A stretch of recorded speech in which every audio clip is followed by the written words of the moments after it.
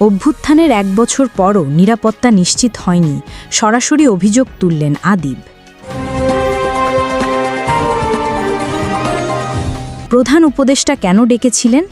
চমকপ্রদ ব্যাখ্যা দিলেন বিএনপি মহাসচিব।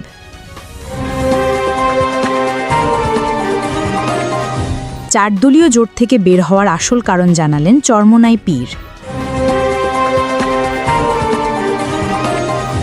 জাতীয় পার্টি ব্যান করার চক্রান্ত নস্যাৎ হয়ে যাবে, দৃপ্ত কণ্ঠে জানালেন মহাসচিব। এতক্ষণ শুনছিলেন সংবাদ শিরোনাম, এবার বিস্তারিত। Breaking news. অভ্যুত্থানের ১ বছর পরও নিরাপত্তা নিশ্চিত হয়নি, কঠোর অভিযোগ এনসিপি নেতা আরিফুল ইসলাম আদিবের। তিনি সরাসরি বলছেন, পুনর্বাসন হয়নি, নিরাপত্তা নিশ্চিত হয়নি। গণতন্ত্রের যে স্বপ্ন নিয়ে অভ্যুত্থান হয়েছিল সেই স্বপ্ন আজও অপূর্ণ। অভ্যুত্থানকারীরা এখনও নিরাপত্তাহীনতায় ভুগছেন। প্রধান উপদেষ্টা ডক্টর মুহাম্মদ ইউনুসের সঙ্গে বৈঠক শেষে বিস্ফোরক বক্তব্য রাখেন আরিফুল ইসলাম আদিব। তিনি বলেন, রাষ্ট্রীয় সংস্থা সরাসরি নির্বাচন প্রভাবিত করেছে। ঘুম কমিশনের প্রতিবেদনের ভিত্তিতে ব্যবস্থা নিতে হবে। নিরাপত্তা নিশ্চিতের পদক্ষেপ এখনও দেখা যাচ্ছে না। অভ্যুত্থানের ১ বছর পরও প্রবাসীদের জন্য কোনো আইনি সহায়তা নেই। যারা দেশে ফিরে আন্দোলনে অংশ নিয়েছিলেন তারা আজও বিচার থেকে বঞ্চিত। আদিবের দাবি, প্রবাসীদের নিরাপত্তা ও পুনর্বাসনে সরকারকে কার্যকর পদক্ষেপ নিতে হবে। জাতীয় পার্টিকে নিয়ে আরও কঠোর অবস্থান নিয়েছে এনসিপি। আদিবের অভিযোগ, আওয়ামী লীগ আর জাতীয় পার্টির মধ্যে কোনো পার্থক্য নেই। গত ৩টি অবৈধ নির্বাচনকে বৈধতা দিতে জাতীয় পার্টি ছিল আওয়ামী লীগের সহযোগী। তাদের কার্যক্রম এখনই স্থগিত করা দরকার, না হলে গণতন্ত্রের প্রতি বিশ্বাস আরও দুর্বল হবে। তিনি আরও বলেন, আওয়ামী লীগের দোসররা প্রশাসনের ভেতরে রয়ে গেছে। তারা নির্বাচন প্রক্রিয়াকে ধ্বংস করতে পারে। তাদের বিরুদ্ধে ব্যবস্থা নিতে হবে অবিলম্বে। নারীর রাজনৈতিক অংশগ্রহণ নিয়েও দাবি তুলেছে এনসিপি। আদিব বলেন, ১০০ আসনে সরাসরি নারী প্রার্থীদের প্রতিদ্বন্দ্বিতা করতে দিতে হবে।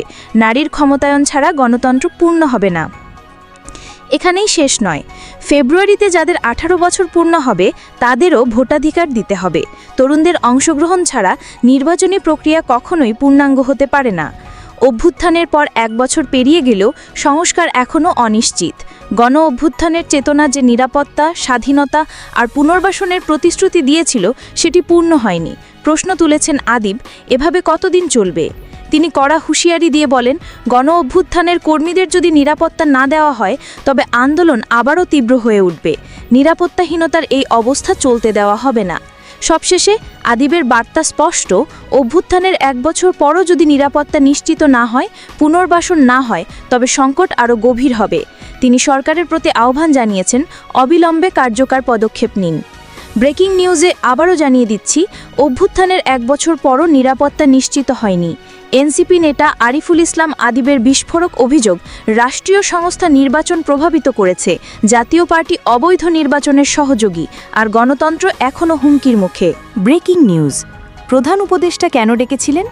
জানালেন বিএনপি মহাসচিব মির্জা ফখরুল ইসলাম আলমগীর। সরাসরি বললেন, নির্বাচন পূর্বঘোষিত সময়েই হবে। রোববার সন্ধ্যায় রাষ্ট্রীয় অতিথি ভবন যমুনায় বৈঠক শেষে সাংবাদিকদের সঙ্গে মুখোমুখি হন তিনি।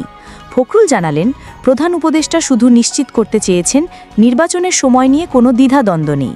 শিডিউল অনুযায়ী নির্বাচন অনুষ্ঠিত হবে। এর আগে একই দিনে জামায়াতে ইসলামী এবং জাতীয় নাগরিক পার্টির সঙ্গে বৈঠক করেছেন প্রধান উপদেষ্টা। সবশেষে বসেছেন বিএনপির সঙ্গে। গুরুত্বপূর্ণ এই বৈঠকে আলোচনার কেন্দ্রবিন্দু ছিল নির্বাচন। গণ অধিকার পরিষদের নেতা নুরুল হকের ওপর হামলার প্রসঙ্গ তুলতেই ক্ষোভ প্রকাশ করেন মির্জা ফখরুল। তিনি বলেন, এটা গর্হিত কাজ, অত্যন্ত উদ্বেগজনক। গভীরভাবে তদন্ত করতে হবে, প্রয়োজনে বিচার বিভাগীয় তদন্তও দরকার। তিনি সতর্ক করে বলেন, এ ধরনের হামলা উদ্দেশ্যমূলক। নির্বাচন বিলম্বিত করার ষড়যন্ত্র চলছে। কিন্তু বিএনপির অবস্থান পরিষ্কার, নির্বাচন পিছনোর কোনো সুযোগ নেই। প্রধান উপদেষ্টা লন্ডনে তারেক রহমানের সঙ্গে বৈঠকের বিষয়ে প্রশ্ন তুলতেই দৃঢ় জবাব দেন মহাসচিব। তিনি বলেন, দেশের সবচেয়ে বড় দলের নেতার সঙ্গে প্রধান উপদেষ্টার কথা বলার অধিকার রয়েছে, এটা তার এখতিয়ার। ব্রেকিং নিউজে আবারও জানিয়ে দিচ্ছি, প্রধান উপদেষ্টা ডেকেছিলেন নিশ্চিত করতে নির্বাচন পূর্বঘোষিত সময়েই হবে, বললেন বিএনপি মহাসচিব মির্জা ফখরুল ইসলাম আলমগীর। Breaking news. 4 দলীয় জোট থেকে বের হওয়ার কারণ জানালেন চরমোনাই পীর। ছাত্র জনতার অভ্যুত্থানে গত বছরের 5 আগস্ট আওয়ামী লীগ সরকারের পতনের পর দেশের রাজনৈতিক অঙ্গনে এসেছে ব্যাপক পরিবর্তন। অন্তর্বর্তী সরকারের ঘোষণা অনুযায়ী আগামী বছরের ফেব্রুয়ারির প্রথমার্ধে অনুষ্ঠিত হতে যাচ্ছে ত্রয়োদশ জাতীয় সংসদ নির্বাচন। ইতোমধ্যেই নির্বাচন কমিশন রোডম্যাপ ঘোষণা করেছে, আর সেই সঙ্গে নির্বাচনী হাওয়া বইছে সারা দেশে। এই প্রেক্ষাপটে দেশের রাজনৈতিক দলগুলো নিজেদের প্রস্তুত করছে ভোটের লড়াইয়ের জন্য। তারই ধারাবাহিকতায় ইসলামী আন্দোলন বাংলাদেশও নির্বাচনে অংশ নেওয়ার প্রস্তুতি শুরু করেছে। দলটির আমির মুফতি সৈয়দ মোহাম্মদ রেজাউল করিম বা চরমোনাই পীর একটি একান্ত সাক্ষাৎকারে জানিয়েছেন গুরুত্বপূর্ণ কিছু তথ্য। প্রশ্ন করা হয়েছিল, আপনারা তো 4 দলীয় জোটের শরিক ইসলামী ঐক্য জোটের সঙ্গেও ছিলেন, সেখান থেকে বের হওয়ার মূল কারণ কি? উত্তরে তিনি বলেন, আমরা ইসলামী ঐক্য জোটে ছিলাম 4 দলীয় জোট হওয়ার আগে, কিন্তু 4 দলীয় জোটে ইসলামের স্বার্থ অর্জনের কোনো পরিষ্কার সুযোগ না থাকায় এবং আরও কিছু যৌক্তিক কারণে আমরা আর ধারাবাহিকতা রাখতে পারিনি। আবার প্রশ্ন ওঠে, আপনারা কেন অধিকাংশ ইসলামী জোটে যাননি? এর জবাবে রেজাউল করিম বলেন, আমরা 1991 এবং 1996 সালে ইসলামী ঐক্য জোটের সঙ্গে জোটবদ্ধ নির্বাচন করেছি। তসলিমা নাসরিনকে দেশ থেকে তাড়ানোর আন্দোলনেও আমরা ছিলাম। ফতুয়া বিরোধী রায় বাতিল করতে গঠিত ইসলামী আইন বাস্তবায়ন কমিটিতেও আমরা অংশ নিয়েছি। অতএব আমাদের সবসময় একলা চলার নীতি ছিল, এটা সঠিক নয়।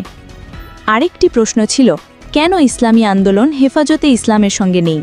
চরমোনাই পীরের বক্তব্য, হেফাজতে ইসলাম একটি অরাজনৈতিক সংগঠন। আমরা চাই হেফাজতে তাদের মূল চরিত্র অক্ষুণ্ণ রাখুক। আমরা রাজনৈতিক দল, তাই হেফাজতে অন্তর্ভুক্ত হলে তাদের ঐতিহাসিক চরিত্র নষ্ট হতে পারে। তবে আমাদের মধ্যে সহযোগিতা, বোঝাপড়া এবং পারস্পরিক পরামর্শ অব্যাহত আছে। চরমোনাই পীরের এই বক্তব্যে স্পষ্ট হয়েছে কেন ইসলামী আন্দোলন বাংলাদেশের রাজনীতিতে নিজস্ব অবস্থান ধরে রেখেছে। নির্বাচন ঘিরে এই অবস্থান ভবিষ্যতের রাজনৈতিক সমীকরণে বড় প্রভাব ফেলতে পারে। আপনারা শুনছিলেন 4 দলীয় জোট থেকে বের হওয়ার কারণ জানালেন চরমোনাই পীর। ব্রেকিং নিউজ, জাতীয় পার্টি ব্যান করার চক্রান্ত নস্যাৎ হয়ে যাবে, জানালেন মহাসচিব ব্যারিস্টার শামীম হায়দার পাটোয়ারি। তিনি বলেন, গতকাল সন্ত্রাসীরা আমাদের দলীয় কার্যালয়ে আগুন দিয়েছিল।